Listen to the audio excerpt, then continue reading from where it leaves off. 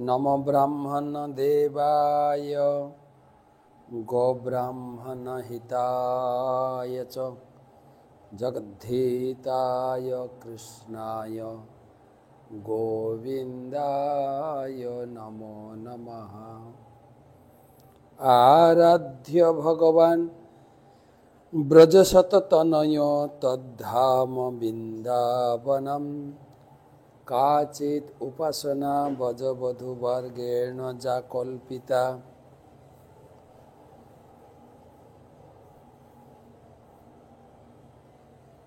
श्रीमद्भागवत प्रमाण प्रेम पुमार्थ महान श्री चैतन्य महाप्रभु मतभिदं तत्र आदर न परः।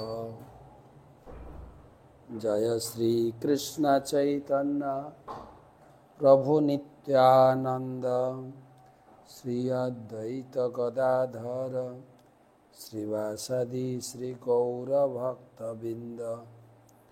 हरे कृष्ण कृष्ण कृष्ण हरे हरे, हरे राम राम राम हरे हरे।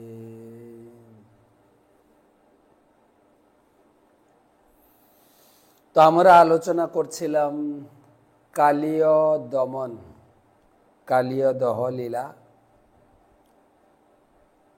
তো সেটা সম্পূর্ণ হয়েছে, তারই কিছু অংশ এই অধ্যায়ে রয়েছে। আমাদের সপ্তদশ অধ্যায় দশম স্কন্ধে। তার পরবর্তী ওই রাত্রে কি ঘটল, ভগবান কৃষ্ণ কালিয়ার সঙ্গে লড়াই করে কালীয়কে তিনি পরাস্ত করে তিনি আদেশ প্রদান করলেন, তুমি এই স্থান ত্যাগ করে বৃন্দাবন ত্যাগ করে তুমি রমণক দ্বীপে চলে যাও। এবং তার আসল নিবাস হচ্ছে রমণক দ্বীপ। তিনি সেই দ্বীপ কেন ত্যাগ করেছিলেন তারও কাহিনী বর্ণনা করা হলো। সেই সঙ্গে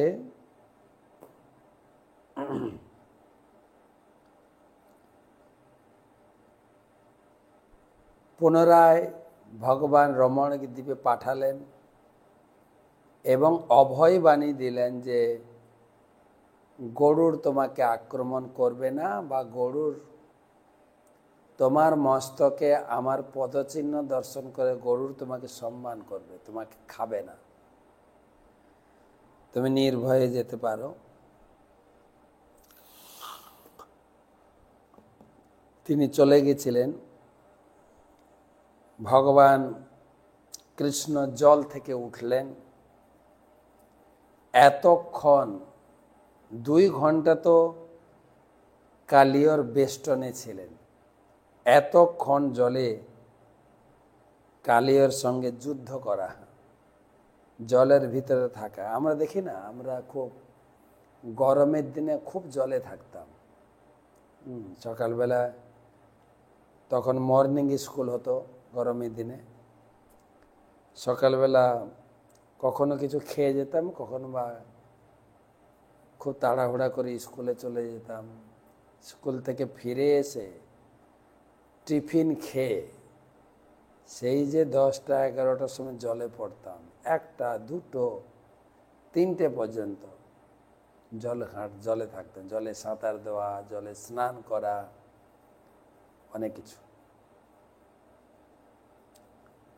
তারপর দেখা যেত হাত সব না জলে ভিজে একদম কিরকম সাদা হয়ে যায়, হাত পা। তোকে জলে গরমের দিনে তো খুব স্বস্তি আরাম লাগতো জলের ভিতর থাকতে। তো যাই হোক, কিন্তু ভগবান কৃষ্ণ দীর্ঘক্ষণ কালিয়র সঙ্গে লড়াই করার পরে তিনি জল থেকে তীরে উঠে এলেন। আর আত্মীয় স্বজন, বন্ধু বান্ধব তারা যখন সেই কৃষ্ণকে তীরে উঠতে দেখলেন, অপূর্ব তার বদন মণ্ডল, বেশভূষা, তাকে দেখে মনে হচ্ছিল যেন যেন সুবর্ণ মণ্ডিত তার শরীর। আর বিশেষ করে বৃন্দাবনবাসীরা, গোপ গোপীরা, গোপ বালকেরা, মা যশোদা, নন্দ মহারাজ, গাভী, বৎস, সবাই যেন প্রাণ ফিরে পেলেন কৃষ্ণকে পেয়ে। মা যশোদা বারবার আলিঙ্গন করছেন, চুম্বন দিচ্ছেন, স্বস্তি অনুভব করছেন। মা রোহিণী, নন্দ মহারাজ তাদের জীবন ধনকে ফিরে পেয়েছেন, অত্যন্ত আনন্দিত। এবং কৃষ্ণের শরীর যে এতক্ষণ সেই জলের মধ্যে ছিল, সেই শরীরকে শুকনো করার জন্য, ভিজে শরীর, মা যশোদা প্রার্থনা করেছিলেন যেন উদিতমান সূর্য, একটা সূর্য নয়, 12টা সূর্যকে আহ্বান করেছিলেন। 12টা সূর্যের রশ্মি দিয়ে ভগবানের শরীরকে, সে ভেজা শরীরকে শুকনো করা হয়েছে। এখনো বৃন্দাবনে মদনমোহন মন্দিরের পাশে দ্বাদশ আদিত্য টিলা, আদিত্য মানে সূর্য, আদিত্য, দ্বাদশ আদিত্য, 12টা সূর্যের তেজ দিয়ে, গরম দিয়ে ভগবানের শরীর সেই এতক্ষণ জলে যে লড়াই করেছিলেন, সেই শরীরকে জল থেকে শুকনো করা হচ্ছে। তারপরে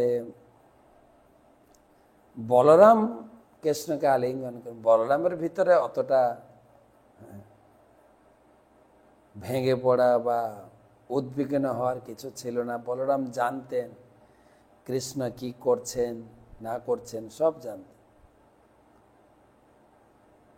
বলরাম আলিঙ্গন করলেন। গাছপালা, পশু পাখি সব যেন আনন্দে আত্মহারা হয়ে গেলেন। ব্রাহ্মণেরা তারা কৃষ্ণের পরিবারকে অভিনন্দন করার জন্য সস্ত্রীকে এসে উপস্থিত হলেন। ব্রাহ্মণরা হচ্ছেন সমাজের গুরু, তারা স্বস্তি ভাষণ করলেন, আশীর্বাদ করলেন। নন্দ মহারাজ, উপানন্দ, যারা যারা ছিলেন, ব্রাহ্মণদের প্রচুর পরিমাণে গাভী দান করলেন এবং সোনা দানা খুশি হয়ে প্রচুর পরিমাণে দান দিলেন। আর ব্রাহ্মণেরা আশীর্বাদ প্রদান করলেন। এইসব কার্যাদি করতে করতে প্রায় সন্ধ্যা হয়ে যায়। তো ব্রজবাসীরা তারা সিদ্ধান্ত নিলেন যে আজকে আর এখান থেকে যাব না, যমুনার তীরেই তারা রাত্রি নিবাস করবেন বলে সিদ্ধান্ত নিলেন। কারণ সবাই অত্যন্ত ক্লান্ত হয়ে পড়েছিলেন, কৃষ্ণের বিরহে মুহ্যমান হয়ে তারা প্রাণ যায়। তারপরে কৃষ্ণ ফিরে এলেন, সেই আনন্দ, তারপরে দ্বাদশ সূর্যের রশ্মির তেজ, এইসব করতে করতে সন্ধ্যা হয়ে যায়। তো তারা সেই যমুনার তীরেই বিশ্রাম করার জন্য মনস্থ করেন। বিশ্রাম নিয়েছেন। হঠাৎ রাত্রে দাউ দাউ করে দাবানল জ্বলে, এই আরেক অসুর দাবানল জ্বলে উঠল। দাবানল চারিদিকে দাউ দাউ করে আগুন জ্বলে উঠল, যেন সেই অগ্নি চারিদিক থেকে আসছেন, ব্রজবাসীদেরকে গিলে ফেলবে। সবার ঘুম ভেঙে গেছে। চিৎকার, কৃষ্ণ বলরাম, কৃষ্ণ কৃষ্ণ কৃষ্ণ কৃষ্ণ। কৃষ্ণ তো বুঝতে পেরেছেন। কৃষ্ণ দেখলেন যে এই অগ্নি, প্রিয় কৃষ্ণ সমস্ত উৎসে বলের উৎস বলরাম, তোমরা আমাদেরকে এই দাবানল থেকে রক্ষা করো, আমাদের তো আর কেউ নেই তোমরা ছাড়া। এইভাবে কৃষ্ণ বলরামকে প্রার্থনা করলেন। কৃষ্ণ বলরাম দেখলেন, কৃষ্ণ বললেন তোমরা সবাই চোখ বন্ধ করো, সবাই চোখ বন্ধ করো। কৃষ্ণের নির্দেশে সবাই চোখ বন্ধ করলেন। আর কৃষ্ণ পুরো অগ্নি লেলিহানকে তিনি গ্রাস করে ফেলেন মুখের মধ্যে, পুরো আগুন। ব্রজবাসীদের কাউকে বুঝতে দিলেন না, কেন সবে কালিও থেকে রক্ষা পেয়েছে, আবার যদি আগুন গিলে খাচ্ছে এটা দেখে তারা আবার অন্যরকম ভাববে, ছেলেটা আমাদের ঘরের ছেলে না অন্য কেউ। ভগবান বললেন তোমরা নিশ্চিতে চোখ বন্ধ করে ঘুমাও। আর ভগবান পুরো, আর ভগবানের ক্ষেত্রে এটা মোটেই অসম্ভব নয়। কেন, তিনি তো মুখের মাধ্যমে তিনি তো হবি গ্রহণ করেন। যজ্ঞকুণ্ড তো ভগবানের মুখ। আমরা কয়েকদিন আগে ভাদ্র পূর্ণিমার যজ্ঞ করলাম, বড় যজ্ঞকুণ্ড, মোটা মোটা কাঠ ফেলা হয়েছে, আর ব্রাহ্মণ এত বড় হাতা দিয়ে ঘি ছুঁড়ছেন, হ্যাঁ, দাউ দাউ করে আগুন জ্বলছে। তার পক্ষে এই আগুনটাকে গিলে ফেলা তো কোনো ব্যাপার নয়। অর্থাৎ ব্রজবাসীদের কাছ থেকে একটা জিনিস শিক্ষণীয়, বা এই কৃষ্ণলীলা থেকে একটা জিনিস শিক্ষণীয়, কিন্তু প্রতি পদক্ষেপে, প্রতিটা বিপদে, প্রতিটা দুঃখে কৃষ্ণের শরণাপন্ন। আর এটা আমরা যে বই পড়ে শিখছি তাই না, আমরা ছোটবেলা থেকে শিখেছি, রাখে হরি মারে কে। আর ব্রজবাসীদের এই লীলা কাহিনীর মাধ্যমে দেখতে পাচ্ছেন প্রতিটা মুহূর্তে, প্রত্যেকটি লীলাতে ব্রজবাসী, ব্রজগোপীরা, ব্রজ গোপ বালকেরা যে কোনো বিপদে কৃষ্ণ কৃষ্ণ কৃষ্ণ, কৃষ্ণ আমাদের রক্ষা করে। আর কৃষ্ণ প্রতিটি পরিস্থিতিতে তাদের রক্ষা করে চলেছেন। কমপক্ষে এই লীলা থেকে আমাদের অনুভব হওয়া উচিত, কৃষ্ণ প্রতিটি পদক্ষেপে, প্রতিটি বিপদে, প্রতিটি ডেঞ্জার সিচুয়েশনে পাণ্ডবদের রক্ষা করেছেন, ব্রজবাসীদের রক্ষা করছেন, পুরো যদুবংশকে রক্ষা করেছেন। কৃষ্ণ সেটাই বলেছেন, মামেকম শরণম, যে কোনো পরিস্থিতিতে আমার শরণাপন্ন হও, আমি তোমাকে রক্ষা করব। এটা কুন্তী দেবী তিনি নিজে অনুভব করেছেন প্রতিটি পরিস্থিতিতে। তাই ভাগবতমের প্রথম স্কন্ধে কুন্তী দেবী তার প্রার্থনায় তিনি গুনেছেন যে আমাদের কি কি বিপদ থেকে তুমি আমাকে রক্ষা করেছ। এমনকি তিনি অনুভব করছিলেন যে তোমার মা দেবকীর থেকে তুমি আমার প্রতি বেশি অনুগ্রহ করেছ। কেন না, দেবকীর 6টা সন্তানকে কংস হত্যা করেছেন, তুমি বাঁচাওনি, কিন্তু আমার 5টা সন্তানকে একটাকেও তুমি মারোনি, মরতে দাওনি। কত পরিস্থিতি, কুরুক্ষেত্রে সে ভয়ঙ্কর যুদ্ধে, বনবাসে, তারকা রাক্ষসী, কত বড় বড় হিড়িম্ব রাক্ষস, সবার থেকে তুমি রক্ষা করেছ, মান সম্মান বাঁচিয়ে সবাইকে রক্ষা করেছ। কেন না, দেবকীর সন্তান মারা গেল, দেবকীর স্বামী ছিল, আরো সন্তান এসেছে, কিন্তু আমার স্বামী ছিল না, তাই আমার প্রত্যেকটি সন্তানকে তুমি রক্ষা করেছ। এমনকি যখন যুদ্ধে যাচ্ছেন ভগবান কৃষ্ণ দেবকী কুন্তী মাতাকে বললেন, পিসিমা তোমার ছেলেদের দাও, আমি নিয়ে যাব কুরুক্ষেত্রের মাঠে যুদ্ধ করতে। কুন্তিমা ভয় পেয়ে গেছেন, আরে কি বলছো তুমি? দ্রোণাচার্য, ভীষ্ম, কৃপাচার্য, অশ্বত্থামা, কর্ণ, তাদের সামনে আমি আমার ছেলেকে পাঠাবো যুদ্ধ করতে? না না না, এইটা তুমি বলতে পারো না। ভগবান কৃষ্ণ বলছেন, পিসিমা আমি শর্ত করছি, এগ্রিমেন্ট সই করছি, 5 ছেলেকে নিয়ে যাব, 5 ছেলেকে তোমাকে ফেরত দেব।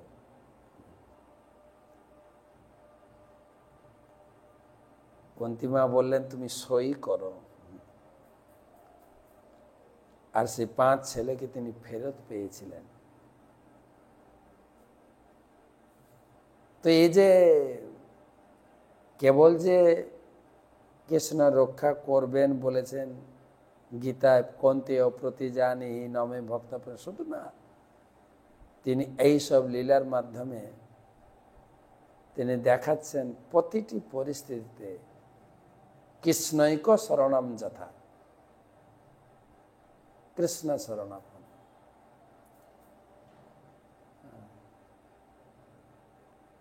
আমরা গুরুবরের কাছেও শুনেছি প্রতিটি পরিস্থিতি।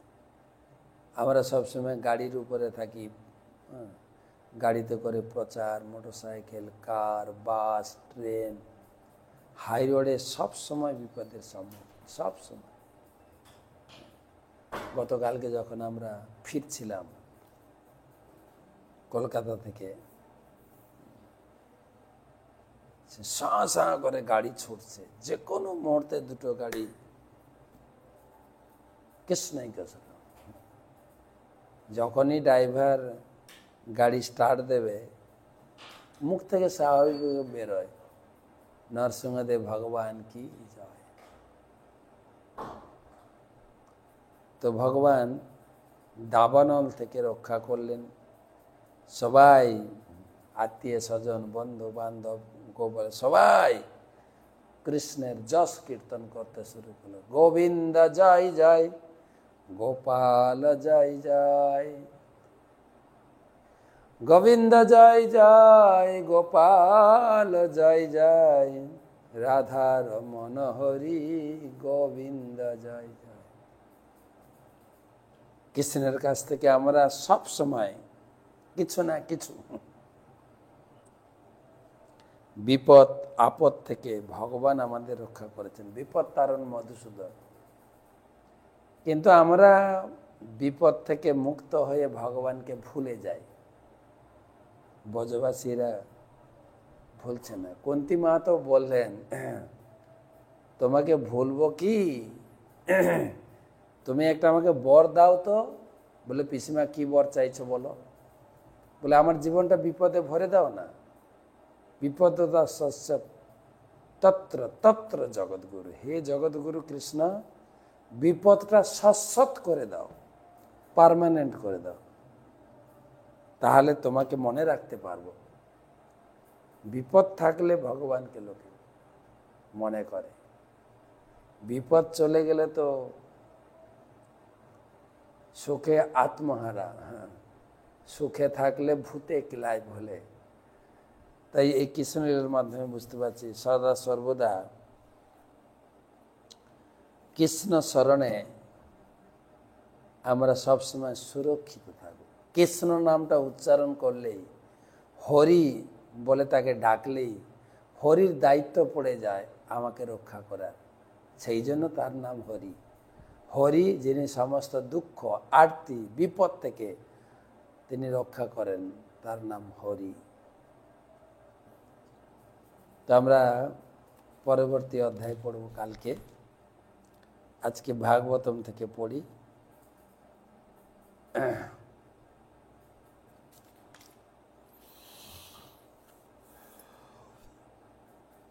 ওং নমো ভগবতে বাসুদেবায়, ওং নমো ভগবতে বাসুদেবায়, ওং নমো ভগবতে বাসুদেবায়। নারায়ণং নমস্কৃত্য নরং চৈব নরোত্তমং দেবীং সরস্বতীং ব্যাসং ততো জয়মুদীরয়েৎ।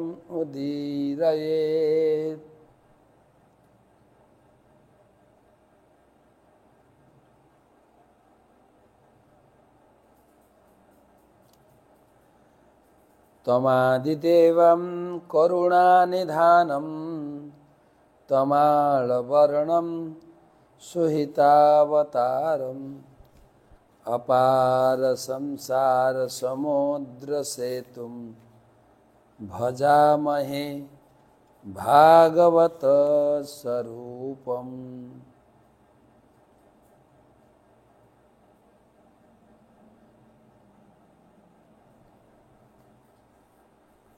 গ্রন্থরাজ শ্রীমদ্ ভাগবত মহাপুরাণ, পঞ্চম স্কন্ধ, বিংশতি অধ্যায়, অষ্টাদশ শ্লোক।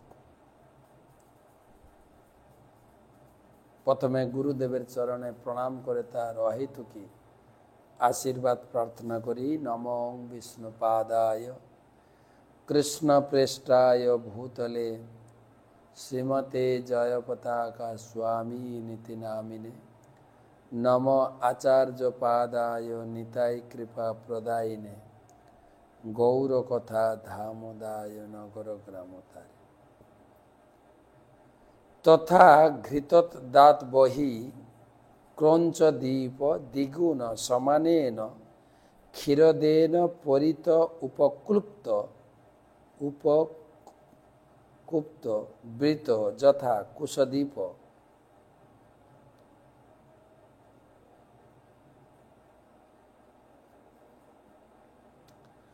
ঘৃতদেন যস্মিন ক্রৌঞ্চ নাম পর্বতরাজ দীপ নাম নির্বর্তক আস্তে। তথা ঘৃতদ্দাবহি ক্রৌঞ্চ দীপ দ্বিগুণ সমানেন ক্ষীরদেন পরিত উপক্লুপ্ত বৃত যথা কুশদীপ ঘৃতদেন যস্মিন ক্রৌঞ্চ নাম পর্বতরাজ দীপ নাম নির্বর্তক আস্তে। অনুবাদ: ঘৃত সাগরের বাইরে ক্রৌঞ্চ নামক আরেকটি দ্বীপ রয়েছে, যার বিস্তার 16,000 যোজন।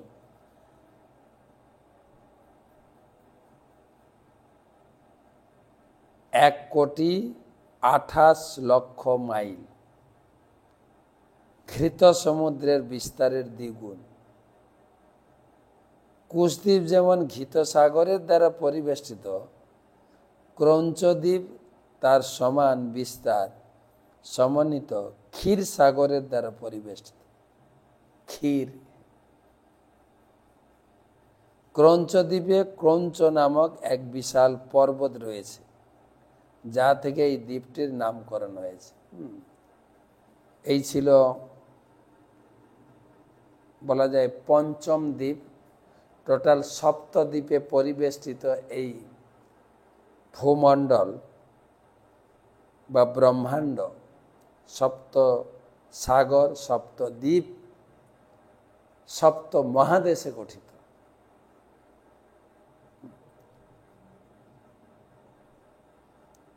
তো প্রথমে তো আলোচনা হয়েছে জম্বুদ্বীপ। জম্বুদ্বীপের 9টি বর্ষ নিয়ে ডিটেলস আলোচনা হয়েছে এবং তার শেষ বর্ষের নাম হচ্ছে ভারতবর্ষ। ইলাবিত্ত বর্ষ, ভদ্রাস্য বর্ষ, হরিবর্ষ, কেতুমাল, রম্যক, হিরণময়, কুরু, কিমপুরুষ, ভারতবর্ষ। তারপরে শালমলী দ্বীপ। জম্বুদ্বীপের বিস্তার ছিল 1 লক্ষ যোজন। তার ডবল হচ্ছে প্লক্ষদ্বীপ, তার ডবল শালমলী দ্বীপ, তার মানে পক্ষ 2, শালমলী 4, কুশদ্বীপ 8, আর ক্রৌঞ্চ দ্বীপ ডবল 16 লক্ষ যোজন। 1 যোজন মানে 8 মাইল, তাই বলেছে 16 লক্ষ যোজন বিস্তার এই ক্রৌঞ্চ দ্বীপ। আর তার মাইল হিসাবে 1,28,00,000 মাইল। আর এক একটা দ্বীপ এক একটা সাগরে। তো এর আগের দ্বীপটা ছিল কুশ দ্বীপ, যেটাকে বলা হয়েছে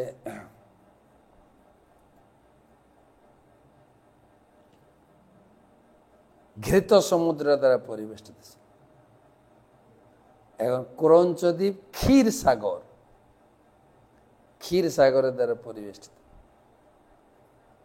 তো ওখানে গেলে প্রচুর ক্ষীর খেতে পাবেন। পরের শ্লোক, জহসৌ গুহ পহরণ মথি তনিত মুকুঞ্জপি ক্ষীরদেনা সিচ্যমান ভগবতা বরুণয়াভিগুপ্ত বিভয় বভুব। জহসৌ গুহ পহরণ মথি তনিতম্ব কুঞ্জপি ক্ষীরদেনা সিচ্যমান ভগবতা বরুণেনাভিগুপ্ত বিভয় বভুব। যদিও কঞ্চ পর্বতের তটদেশের কুঞ্জগুলি কার্তিকের অস্ত্রের দ্বারা বিধ্বস্ত হয়েছিল, তবুও সেই পর্বত চতুর্দিকস্থ ক্ষীর সমুদ্রের জলে অবিসিঞ্চিত হয়ে এবং বরুণ দেব কর্তৃক সুরক্ষিত হয়ে ভয়শূন্য হয়েছে।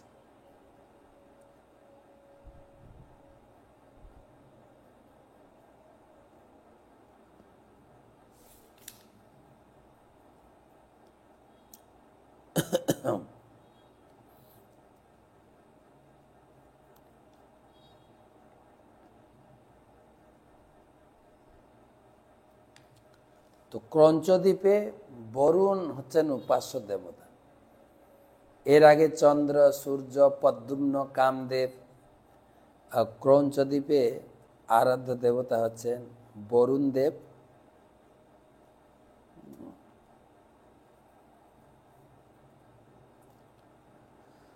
তস্মিন্নপি প্রিয়ব্রত ঘৃতপিষ্ট নামাধিপতি সে দ্বীপে বর্ষাণি সপ্ত বিভজ্য তেষু পুত্র নামসু সপ্ত ঋক্থাদান বর্ষপান্নিবেশ্য স্বয়ং ভগবান ভগবত পরম কল্যাণ যশস আত্মভূতস্য হরেশ্চরণারবিন্দ মুপজগাম। তস্মিন্নপি প্রয়ব্রত ঘৃতপিষ্ট নামাধিপতি সে দ্বীপে বর্ষানি সপ্ত বিভজ্য তেষু পুত্র নামসু সপ্ত ঋক্থাদান বর্ষপান্নিবেশ্য স্বয়ং ভগবান ভগবত পরম কল্যাণ যশস আত্মভূতেস্য হরেশ্চরণারবিন্দ মুপজগাম। এই দ্বীপের অধিপতি ঘৃতপিষ্ট নামক মহারাজ প্রিয়ব্রতের আরেক পুত্র, যিনি ছিলেন অত্যন্ত জ্ঞানবান। এই ঘৃতপিষ্ট তার 7 পুত্রের নাম অনুসারে 7টি বর্ষ বিভাগ করে প্রত্যেক পুত্রকে এক একটি বর্ষের আধিপত্যে নিযুক্ত করেছিলেন। এর আবার 7টা বর্ষ।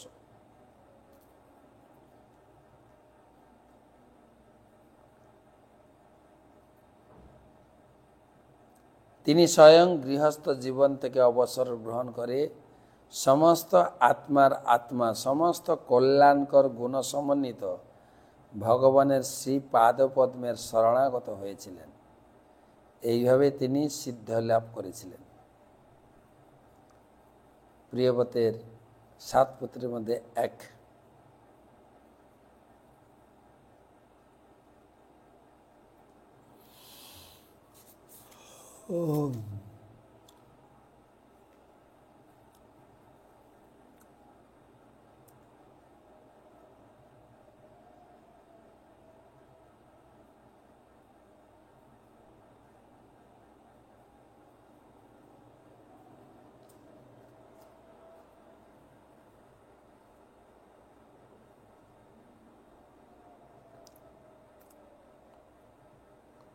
সবার ক্ষেত্রে দেখা যায় পুত্রের উপরে সংসারের দায়িত্বভার অর্পণ করে বানপ্রস্থ জীবন এবং শেষ জীবন ভগবানের উদ্দেশ্যে উৎসর্গীকৃত।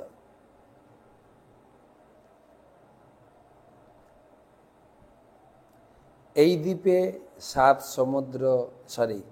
7 নদী, 7টি পর্বত, আম মধুরুহ মেঘপৃষ্ঠ সুধামা ভ্রাজিষ্ঠ লোহিতারণ বনস্পতি রীতি ঘৃতপৃষ্ঠ সুতস্তেষাম বর্ষ গিরয় সপ্তৈব নদ্যশ্চাভিখ্যাতা শুক্ল বর্ধমান ভোজন উপবর্ণীন নন্দ নন্দন সর্বতোভদ্র ইতি অভয়া অমৃতৌঘা আর্যকা তীর্থব্রতী রূপবতী পবিত্রবতী শুক্লেতি।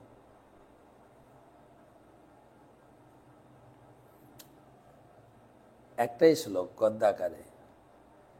আম মধুরুহ মেঘপৃষ্ঠ সুধামা ভ্রাজিষ্ঠ লোহিতারণ বনস্পতি রীতি ঘৃতপষ্ট সুতস্তেষাং বর্ষগিরয় সপ্তৈব নদ্যশ্চাভিখ্যাতা শুক্ল বর্ধমান ভোজন উপবর্ণীন নন্দ নন্দন সর্বতোভদ্র ইতি অভয়া অমৃতৌঘা আর্যকা তীর্থবতী রূপবতী পবিত্রবতী শুক্লেতি।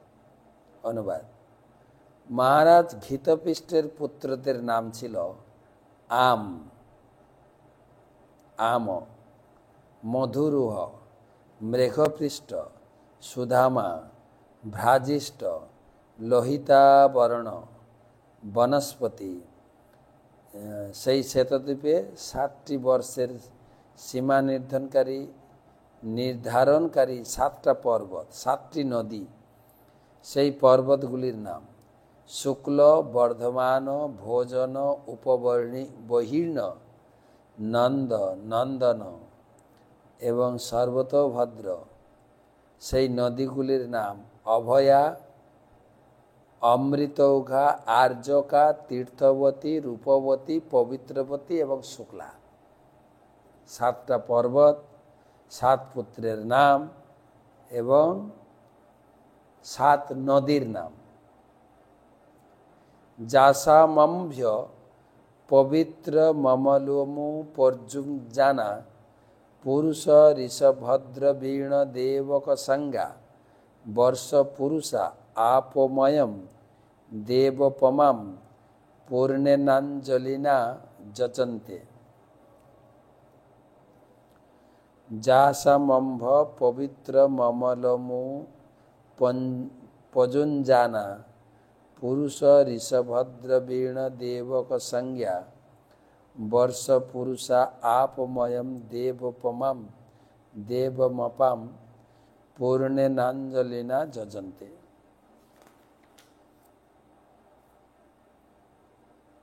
ক্রৌঞ্চ দ্বীপের অধিবাসীরা পুরুষ, ঋষভ, দ্রবিণ এ দেবক 4টি বর্ণে বিভক্ত।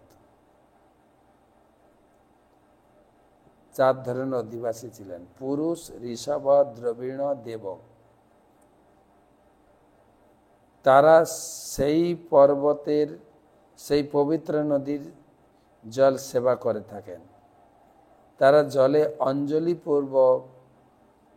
অঞ্জলিপূর্ণ করে ভগবানের জলময় মূর্তি বরুণ দেবের উপাসনা করতেন।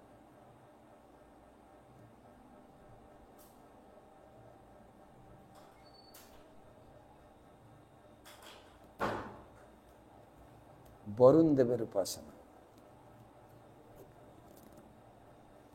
23 আপহ পুরুষ বীর্যাস্থ পুনস্তীর্ভ ভুব শুভ তা ন পুনি তামি বগ্নি স্পৃশতামাত্মনা ভুব ইতি। আপহ পুরুষ বীর্যাস্থ পুনন্তি ভুভুব শুভ তা ন পুনিতামি বগ্নি স্ফীততামাত্মনা বহু ইতি। কঞ্চদ্বীপের অধিবাসীরা এই মন্ত্রের দ্বারা উপাসনা করেন। কি মন্ত্র? হে নদীর জল, আপনি পরমেশ্বর ভগবানের শক্তি প্রাপ্ত হয়েছেন, তাই আপনি ভূলোক, ভূবলোক, স্বর্গলোক পবিত্র করেন। আপনার স্বরূপের দ্বারা আপনি পাপ নাশ করেন এবং তাই আমরা আপনাকে স্পর্শ করছি। দয়া করে আমাদের পবিত্র করতে থাকুন। জল, সেই 7টি নদীর জল। ভগবানের শক্তি সমস্ত সৃষ্টি জুড়ে কার্য করে।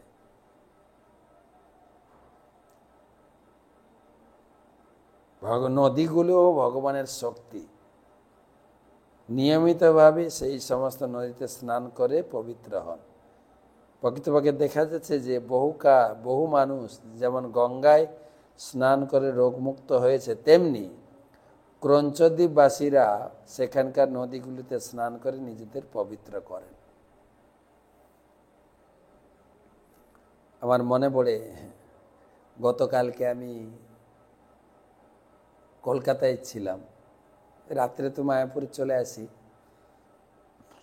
টক শো ছিল। তো পরশুদিন গেছিলাম, রাত্রে কলকাতায় ছিলাম, সকালে গেলাম এই মহালয়ার অমাবস্যার পিতৃপক্ষের শেষ দিন গঙ্গায় স্নান করতে গিয়ে একটা অপূর্ব জিনিস দেখলাম, যেটা আমার অভিজ্ঞতা ছিল না। যেন মিনি মহাকুম্ভ। এত লোক স্নান করছেন গঙ্গার দুই পাশে। এই পাশে পুরো হাওড়া ব্রিজ থেকে শুরু করে দ্বিতীয় সেতু পর্যন্ত, তারপরে তো রয়েছে, আর ওপারটাও। কলকাতা, আমি ছিলাম কলকাতার দিকে, আমি ঘাটটার নাম জানি না, যেটা আপনার ইন্ডোর স্টেডিয়ামের পাশের ঘাটটা। সে লোকারণ্য, ভিড়ে ঠাসা। আমার মনে পড়ছিল যেন আমি কুম্ভে স্নান করতে এসেছি। আর ব্রাহ্মণরা লাইন দিয়ে বসেছেন, তারা মন্ত্র পাঠ করছেন, পিণ্ডদান, শ্রাদ্ধ, তর্পণ আদি। আর বিভিন্ন ধরনের মানুষ, হ্যাঁ, গরিব, ধনী, মধ্যবিত্ত,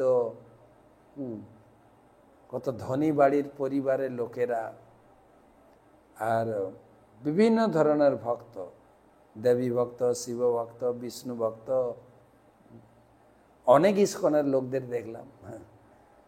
রাস্তায় যাচ্ছি, মহারাজ মহারাজ প্রণাম। তারপরে যখনই ঘাটে গিয়ে কাপড় ছাড়ছি, তখন এই তো মহারাজ এসছেন আমাদের। তারপরে জলে ডুব দেব, কয়েকজন মাতাজি পাশে, মহারাজ আপনি এখানে? তো ভালো লাগলো, অনেক ভক্তের সঙ্গে দেখা হলো। তো অনুভব হচ্ছিল যেন দ্বিতীয় মহাকুম্ভ। এত লোক, সবাই যে যার মতো স্নান করছেন, হাতে জল নিয়ে তর্পণ করছেন, পিণ্ডদান করছেন। আর গঙ্গার ভয়ঙ্কর স্রোত, গঙ্গার জলের কালারও চেঞ্জ হয়ে গেছে। সবার জীবনের পাপ ধৌত করে বয়ে নিয়ে চলে যাচ্ছে। ভাটা ছিল, জল টান ছিল সমুদ্রের দিকে। তো দেখছিলাম প্রত্যেকে নিজে নিজে ধর্মের ভাব, ধর্মের প্রভাব নিয়ে খুব ভক্তি করে, শ্রদ্ধা করে স্নান করছেন, আর সূর্যদেবের উদ্দেশ্যে, পিতৃপুরুষদের উদ্দেশ্যে জল দান করছেন। তো সেই সিন মনে পড়ল। এখানে সুখদেব গোস্বামী বলছেন যে কঞ্চদ্বীপের অধিবাসীরা সেই সমস্ত নদীতে স্নান করছে। আমাদের ভারতবর্ষ এই সমস্ত পবিত্র নদ নদী রয়েছে, গঙ্গা, যমুনা, সরস্বতী, কৃষ্ণা, কাবেরী, গোদাবরী, কত কত নদী। আমরাও স্নান করে নিজেকে পবিত্র করতে পারি। আমার গুরুদেব বলেন, যারা গঙ্গার তীরে বাস করো, নিয়মিত গঙ্গা স্নান করো। প্রভুপাদ এখানে লিখছেন, গঙ্গা স্নান করার মাধ্যমে পবিত্র হতে পারে। দেখা যায় গঙ্গা স্নান করলে রোগ মুক্ত হওয়া যায়। ঠিক সেই রকম কঞ্চদ্বীপবাসীরা সেই নদীতে স্নান করার সুযোগ গ্রহণ করতেন। তা আমরাও যেন এই সমস্ত পবিত্র নদীতে বিভিন্ন তিথিতে আমরা স্নান করে নিজেকে পবিত্র করতে পারি, কলুষময় জীবনকে শুদ্ধ করতে পারি। তো আজকে এই পর্যন্ত থাক। 24 নম্বর শ্লোক থেকে আমরা কালকে পড়ব। গতকালকে আপনারা টক শো শুনেছেন, বিবাহ সম্বন্ধে আমাদের এবারের অন্তিম আলোচনা ছিল, আপনারা শুনেছেন। এর পরের রোববার আমরা আনবো এর পরবর্তী পদক্ষেপ, বিবাহর পরে গর্ভাধান সংস্কার। ওটা একটা গুরুত্বপূর্ণ আলোচনা, তারও প্রস্তুতি চলছে এখন থেকে। তো শুভরাত্রি, কালকে দেখা হবে।